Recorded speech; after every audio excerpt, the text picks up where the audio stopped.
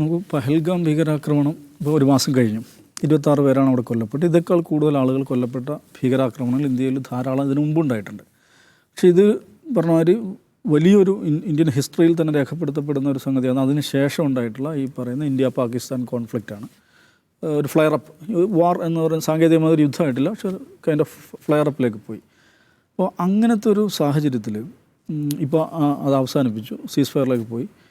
ഇപ്പോൾ രാഹുൽ ഗാന്ധി കഴിഞ്ഞ കുറച്ച് ദിവസമായി കുറേ ചോദ്യങ്ങൾ ഉന്നയിക്കുന്നുണ്ട്. ഞാനതിനെ എന്താ പറയുക, ഒരു അസാധാരണമായിട്ടുള്ളൊരു സംഗതിയായിട്ടാണ് കാണുന്നത്. കാരണം കോൺഗ്രസ്സിനെ പോലെ ഒരു പാർട്ടി സാധാരണഗതിയിൽ ഈ ഇത്തരത്തിലുള്ള ഒരു നാഷണലിസ്റ്റ് ഫേവർ ഹിസ്റ്റീരിയ സൃഷ്ടിക്കപ്പെടുന്ന ഒരു സംഭവത്തെ മുൻനിർത്തി ഇത്തരം ചോദ്യങ്ങൾ ചോദിക്കാറില്ല എന്ന് പറഞ്ഞാൽ ഏറ്റവും ഇതേ BJP ഭരിക്കുമ്പോൾ 2001 ഇന്ത്യൻ പാർലമെൻറ്റ് ആക്രമിക്കപ്പെടുന്നുണ്ട്. ഒരുപക്ഷെ ഇന്ത്യയിലെ ഏറ്റവും മാരകമായ ഭീകരാക്രമണങ്ങളൊന്നാണത്. ഇന്ത്യൻ ജനാധിപത്യത്തിൻ്റെ സാങ്ക്ടോറിയം എന്ന് പറയുന്ന ഒരു സ്ഥാപനം ആക്രമിക്കപ്പെടുകയാണ്.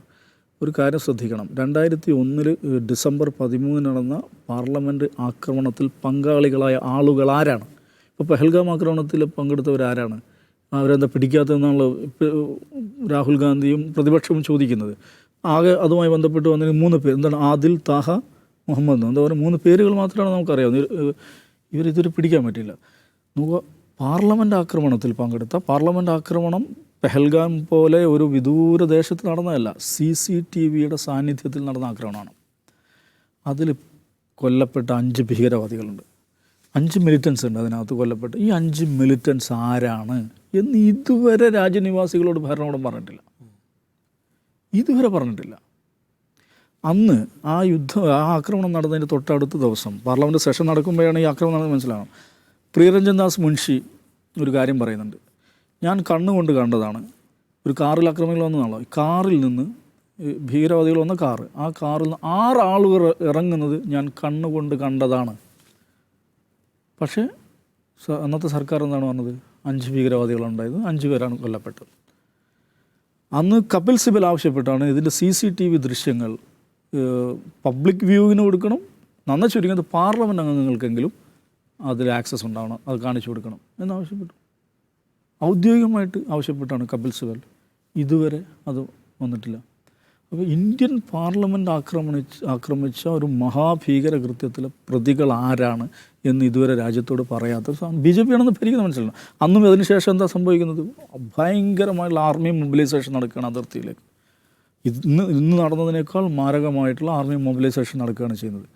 അപ്പോൾ അന്ന് ഇത്രയും വലിയ ഒരു ആക്രമണം ഉണ്ടായിട്ട് ഇത്രയും എവിഡൻ്റായിട്ടുള്ള സംശയം, ഇത്രയും ഗുരുതരമായിട്ടുള്ള സംശയങ്ങളുണ്ടായിട്ട് പ്രിയരഞ്ജൻ ദാസ് മുൻഷിയും കപിൽ സിബലും തുടക്കത്തിൽ അത് ഉന്നയിച്ചിട്ട് ആ ചോദ്യങ്ങളെ മുന്നോട്ട് കൊണ്ടുപോകാൻ അന്നത്തെ പ്രതിപക്ഷമായ കോൺഗ്രസ്സിന് സാധിച്ചിട്ടില്ല. കോൺഗ്രസ് അതിന് ധൈര്യം കാണിച്ചില്ല. അരുന്ധതി റോയ് ഒരു പുസ്തകം എഴുതുന്നുണ്ട്, പെൻഗ്വിൻ ബുക്സ് പ്രസിദ്ധീകരിച്ച December 13 the strange case of attack on Indian parliament എന്ന് പറഞ്ഞിട്ട്. ആ പുസ്തകത്തിൽ അരുന്ധതി റോയ് 13 ചോദ്യങ്ങൾ ചോദിക്കുന്നുണ്ട് ഇതുമായി ബന്ധപ്പെട്ട്. 13 ചോദ്യങ്ങൾ. ഒരു ചോദ്യം ഇത് തന്നെയാണ്, ഈ കൊല്ലപ്പെട്ട ഭീകര ആരാണെന്നുള്ളതാണ്. പിന്നെ CCTV ബന്ധപ്പെട്ട് ദാസ് മുൻഷി പറഞ്ഞ കാര്യം, കപിൽ സിബൽ പറഞ്ഞ കാര്യം, ഇങ്ങനെയൊക്കെ വന്നിട്ട് 13 ചോദ്യങ്ങൾ അവർ ചോദിക്കുന്നുണ്ട്. ഈ 13 ചോദ്യങ്ങളിൽ ആ ചോദ്യങ്ങൾ ഇപ്പോഴും പബ്ലിക് ഡൊമൈനിലുണ്ട്, പുസ്തകമായിട്ടുണ്ട്. ആ 13 ചോദ്യങ്ങൾക്ക് ഇതുവരെയും മറുപടി നൽകാൻ ആരും സന്നദ്ധമായിട്ടില്ല. അപ്പോൾ ഇങ്ങനെയൊക്കെയുള്ള ഒരു ഹിസ്റ്ററി അല്ലെങ്കിൽ ഇങ്ങനെയൊക്കെ ഒരു അന്തരീക്ഷം ഇന്ത്യയിലുള്ള സന്ദർഭത്തിലാണ് സാധാരണഗതിയിൽ കോൺഗ്രസ് പോലെയുള്ള പ്രതിപക്ഷ പാർട്ടികൾ ചോദിക്കാൻ മടിച്ചിരുന്ന ചോദ്യം ആര് ചോദിക്കുന്നു? രാഹുൽ ഗാന്ധി ചോദിക്കുന്നു. അത് വളരെ പ്രധാനമാണ്. അപ്പോൾ ഈ ചോദ്യം വളരെ പ്രധാനം. ഇത്ര ഒരു മാസമായിട്ട് ഞങ്ങളെന്താണ് കോൺഗ്രസ് ഇതിനോട് ഭീകരവാദികളോട് കീഴടങ്ങുന്നൊക്കെ പറഞ്ഞ് അധികാരത്തിൽ വന്ന ആളുകൾ, ഈ ഭീകരവാദികൾ എവിടെ? ഒന്നുകിൽ അവരെ പിടിക്കണം അല്ലെങ്കിൽ അവരെ ന്യൂട്രലൈസ് ചെയ്യണം. ഇത് രണ്ടും ഉണ്ടായിട്ടില്ല. അവർ 100ഓളം ആളുകളെ കാശ്മീരിൽ നിന്ന് അറസ്റ്റ് ചെയ്തിട്ടുണ്ട് കേട്ടോ. ഇത് മാധ്യമങ്ങളൊന്നും വരുന്നില്ല. ഇതിന് ശേഷം ആ 100ഓളം ആളുകൾ അറസ്റ്റ് ചെയ്തതിൽ പലരും ഈ എന്താ പറയുക സറണ്ടർ ചെയ്ത പഴയ മിലിറ്റൻസൊക്കെയാണ്. അവരെ PSA ആക്ട് ഉണ്ടല്ലോ, പബ്ലിക് സേഫ്റ്റി ആക്ട് അനുസരിച്ചാണ് അകത്തിട്ടിരിക്കുന്നത്. അതിനെക്കുറിച്ചൊന്നും ആളുകൾ സംസാരിക്കുന്നത് വേറെ വിഷയം. ഇതിന് ശേഷം ഉണ്ടായിട്ടുള്ള വിദേശകാര്യമന്ത്രിയുടെയും ആഭ്യന്തരമന്ത്രിയുടെയും പ്രധാനമന്ത്രിയുടെയും ഭാഗത്ത് നിന്നുണ്ടായുള്ള പ്രതികരണങ്ങൾ മാത്രം എടുക്കുക. ഇപ്പോൾ കഴിഞ്ഞ ദിവസം ഈ വിദേശകാര്യമന്ത്രി ഒരു ഡച്ച് ബ്രോഡ്കാസ്റ്റിനൊരു ഇൻ്റർവ്യൂ കൊടുക്കുന്നുണ്ട്, NOS എന്നൊരു ഡച്ച് ബ്രോഡ്കാസ്റ്റ്. ആ ഇൻ്റർവ്യൂ ഒന്ന് കാണണം സൈഫു. ഒരു മനുഷ്യൻ അടിക്കുക എന്ന് പറയുമല്ലോ നമ്മൾ സാധാരണ.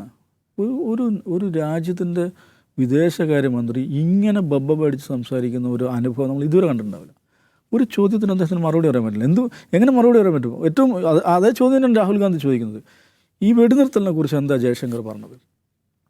വെടിനിർത്തലിനെ കുറിച്ച് ജയശങ്കർ പറഞ്ഞു പാകിസ്ഥാൻ ആവശ്യപ്പെട്ടതുകൊണ്ടാണ് ഞങ്ങൾ വെടിനിർത്തിയത് എന്നല്ലേ പറഞ്ഞത്. പാകിസ്ഥാൻ ആവശ്യപ്പെടുമ്പോൾ വെടിനിർത്താനുള്ളതാണ് ഇന്ത്യ? അതെന്ത് പരിപാടിയാണ്? പാകിസ്ഥാൻ വെടിനിർത്തലിന് ആവശ്യപ്പെട്ടിട്ടുണ്ടെങ്കിൽ എന്തിനു വേണ്ടിയാണ് അവർ ആവശ്യപ്പെട്ടിട്ടുണ്ടാകുക? അവർക്ക് ഈ നമ്മുടെ സൈന്യം നടത്തുന്ന തിരിച്ചടിയെ അവർക്ക് പ്രതിരോധിക്കാൻ സാധിക്കാത്തതുകൊണ്ടല്ലേ, അവർ തളർന്നിരിക്കുന്നു എന്നുള്ളതുകൊണ്ടല്ലേ. അപ്പോൾ അങ്ങനെ ഇരിക്കുമ്പോൾ നമ്മൾ അവർക്ക് സൗകര്യം ചെയ്ത് കൊടുക്കണം വേണ്ടത്. നമുക്ക് 99 പ്രമേയമില്ലേ, POK തിരിച്ചു പിടിക്കുമെന്നുള്ള പ്രമേയമില്ലേ, ഐക്യകണ്ഠേന പാസ്സായ പ്രമേയമല്ലേ അത്? അത് ഈ BJP അധികാരത്തിൽ വരുമ്പോൾ പ്രോമിസ് ചെയ്ത കാര്യമല്ലേ, പ്രധാനമന്ത്രി പലവട്ടം പറഞ്ഞതല്ലേ, ജയശങ്കർ തന്നെ പറഞ്ഞതല്ലേ. അപ്പോൾ ഇങ്ങനെ ഇരിക്കെ നമ്മളൊരു മിഷൻ അക്കംപ്ലിഷ്ഡ് ആവാതെ, ദൗത്യം പൂർത്തീകരിക്കാതെ പാകിസ്ഥാൻ ആവശ്യപ്പെട്ടുമ്പോഴേക്ക് വെടിനിർത്തലിലേക്ക് പോയതിൻ്റെ കാരണം എന്താണ്? രാഹുൽ ഗാന്ധി ചോദിക്കുന്നത് വരെ ചെയ്യുന്നുണ്ട്. ഈ ജയശങ്കർ അഭിമുഖത്തിൽ പറയുന്നൊരു കാര്യമുണ്ട്, പിന്നെ ഞങ്ങൾ നേരത്തെ അവരോട് പറഞ്ഞാണ്, ഞങ്ങൾ മിലിറ്ററി ടാർഗറ്റിൽ ആക്രമിക്കുന്നില്ല, നമ്മൾ വേറെ ആക്രമിക്കുന്നില്ല, ഞങ്ങൾ ടെററിസ്റ്റ് ക്യാമ്പുകൾ മാത്രമാണ് ആക്രമിക്കുന്നതെന്ന് പറഞ്ഞതിന് ശേഷമാണ് ആക്രമിച്ചത്. രാഹുൽ ഗാന്ധി ചോദിക്കുന്നതാണ്, ആരാണ് ഞങ്ങൾ ആക്രമിക്കുകയാണെന്ന് വിവരം കൊടുക്കാൻ ആരാണ് പറഞ്ഞത്? ഒരു വിവരം പാകിസ്ഥാന് വിവരം നേരത്തെ കൊടുത്തിട്ടാണോ, നേരത്തെ ഇൻഫോം ചെയ്തിട്ടാണോ ആക്രമണം നടത്തുന്നത്?